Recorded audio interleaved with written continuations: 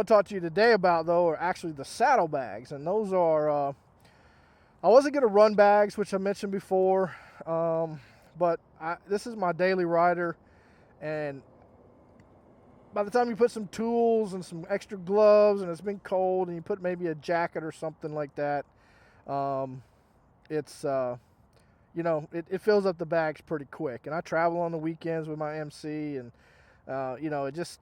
I had to have some bags. So, in addition to other storage, but specifically these bags, I didn't know what I wanted. I really would like a set of the Leather Pros retro Dyna bags, that a lot of people are running, but I'll probably drop the money on those. But again, those are like $650, almost $700 by the time you ship them.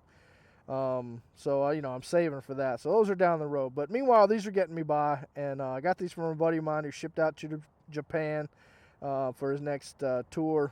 So he was lightening his load, so to speak. So I got those bags and a different Harley sissy bar and rack and pad.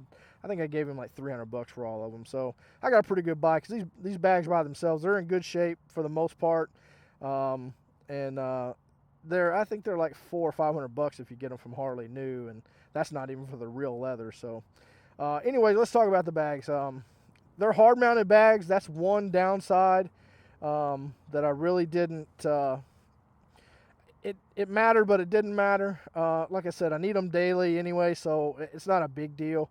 But they do. I'd rather have some detachable ones if I wanted. But so they are hard mounted. You do have to remove your fender strut turn signal if you want to run bags. At least these bags and most Dyna bags as it is. You have to relocate them from the strut. There are a few exceptions, but nonetheless, so I did that. Actually did away with them and did a whole different thing for a turn signal and brake light and all that good stuff. The bags themselves are leather covered. They're rigid, so they don't collapse. What I will say is that they're pretty good. One of the biggest things is that this side right here is this is Velcro, and then what you have is you have two snaps on the back that you snap, and two on the front that unsnap, and then you undo the Velcro. And that's pretty much how you do it. Snap them, and then you kind of have to, after you do snap them, I'll show you in a second, you got the lid basically opens. It doesn't stay open. It is molded, except for the top has some sort of stiffener inside of that, but they don't stay open on their own. So a lot of times I'll just take them and kind of just flip them back like that if I need both hands, and they'll stay. They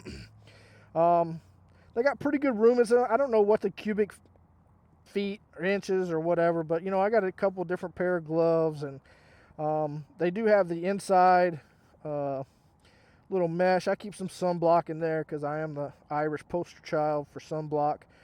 It's Florida, so anybody who rides in Florida knows you do need baby powder or some sort of absorbent powder. And then, of course, in the event that I do meet the ladies, I got a little Axe body spray.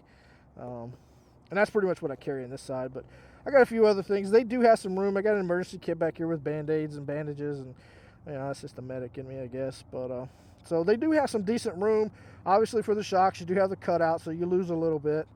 All in all, they're a pretty good bag. I don't really have too many complaints other than being not quick detach.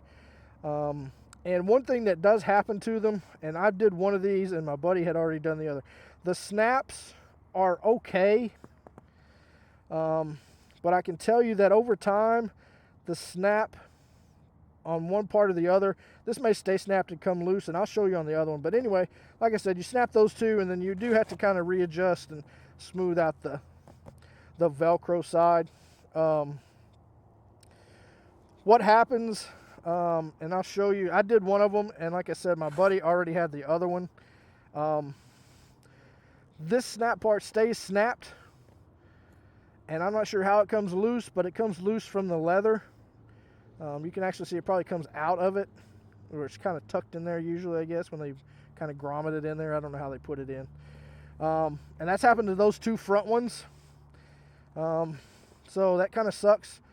My buddy did one of those, and I just recently actually did the other one. And it may be, me trying to get into them, being a little rough. But again, you shouldn't have to baby them either. So, but with the Velcro, it does hold them closed, so it's not too bad.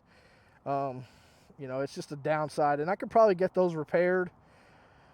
I don't know what it would cost, but if you found like a leather shop or leather workman guy, I don't know what the hell you call a leather master.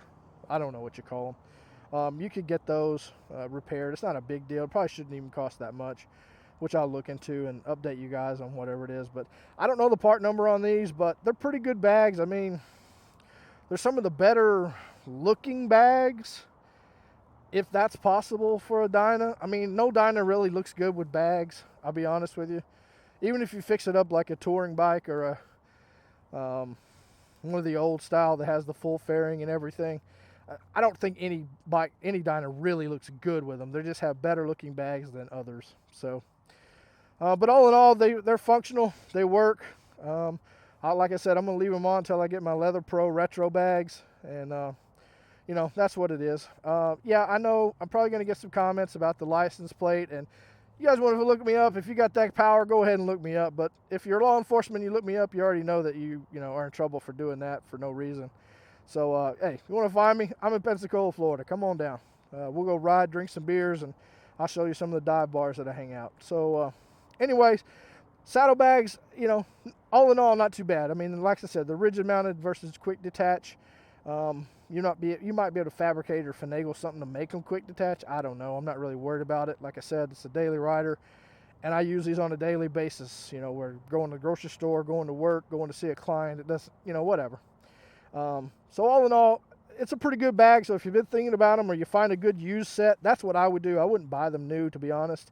I wouldn't have done that. But for a couple $100, basically, I got these bags and a backrest. So I'm happy. They're serving their purpose, and they're all right. So if you found a good used pair and you need a set that's kind of rigid, holds their shape, and you like that style, I'd give them a thumbs up. So that's about it for the saddlebags. We'll touch on some other things and reviews on what I think about crap that I've put on my bike, bolt on and otherwise. And as always, we'll catch you on the flip side. Till then, keep the rubber side down, shiny side up, knees in the breeze, knuckles in the wind. Peace.